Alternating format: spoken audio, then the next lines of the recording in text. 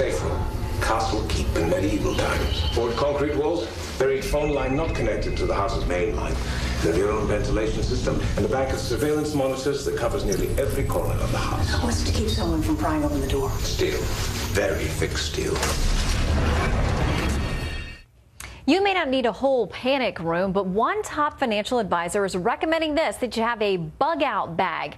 It includes a gun and ammunition, and all of this is just in case of a financial apocalypse. Well, Trace Gallagher from our West Coast Bureau with more. Trace.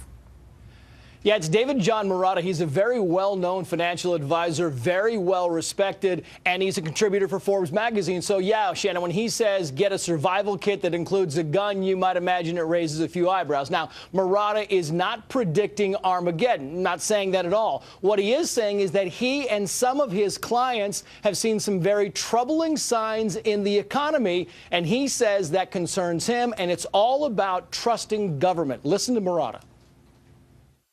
So we have between the NSA, the TSA, Obamacare, the growing deficit, entitlement spending, rising taxes, and all of that, I think there's a lot less support for the government in general than there's ever been. Yeah, he goes on to say that all of these problems have the ability to create this perfect storm, and the one common denominator that he finds very troubling is that people could be out of jobs. Listen again.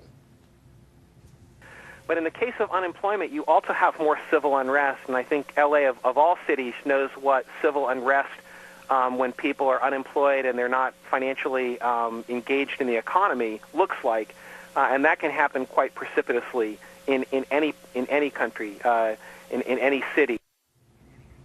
Clearly talking about the L.A. riots back in the 90s, he says we are more likely to see a gradual European-style decline in the economy and not a sudden crash that will turn society upside down.